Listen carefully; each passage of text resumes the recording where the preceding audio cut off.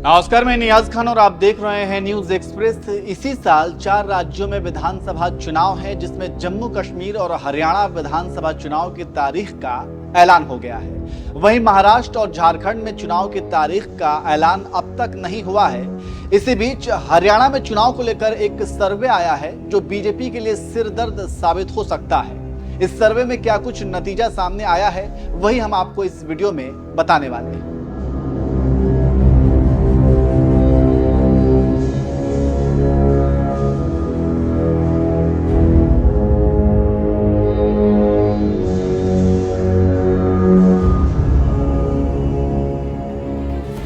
इसी साल 4 राज्यों में से 2 राज्यों के विधानसभा चुनाव की तारीखों का ऐलान हो गया है। इसमें हरियाणा में 1 अक्टूबर को प्रदेश की सभी 90 विधानसभा सीटों पर एक ही चरण में वोट डाले जाएंगे और 4 अक्टूबर को चुनाव के नतीजे भी सामने आ जाएंगे। इस बार हरियाणा के चुनावी रण में बीजेपी और कांग्रेस के अलावा जेजेपी, इनेलो और आम आदमी पार्टी भी अपनी किस्मत आजमा रही है। वहीं ये भी कहा जा रहा है कि इस बार राज्य में बीजेपी की हालत खस्ता है और जैसा कि आप जानते हैं कि हरियाणा में पिछले 10 सालों से बीजेपी की ही सरकार है, लेकिन इस बार बेरोजगारी, किसान आंदोलन, एमएसपी की गारंटी और अग्निवीर जैसे योजनाओं पर प्रदेश की सरकार घिरी हुई है और कांग्रेस दावा कर रही है कि इस बार वो हरियाणा से बीजेपी को उखाड़ फेंकेगी। इसी बीच इंडिया टुडे सी वोटर के सर्वे ने कांग्रेस के दावे को और मजबूती दे दी है।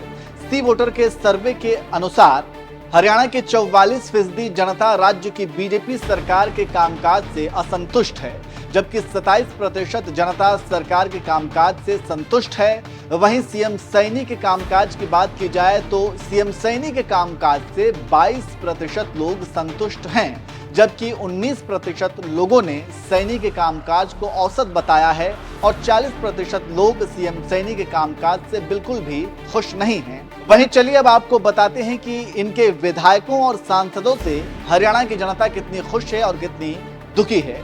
सी वोटर सर्वे के अनुसार 38% लोगों ने कहा कि वे सांसदों के कामकाज से संतुष्ट नहीं हैं। वहीं 21% ने उनके कामकाज को ठीक ठाक बताया है। वहीं विधायकों के कामकाज को लेकर जब उनसे सवाल पूछा गया तो 40% लोगों ने बताया कि वे विधायकों के काम से असंतुष्ट हैं, जबकि 33% लोग विधायकों के काम से संतुष्ट हैं। तो ये सर्वे देखकर आप अंदाजा लगा सकते हैं कि इस बार हरियाणा चुनाव में क्या होने वाला है।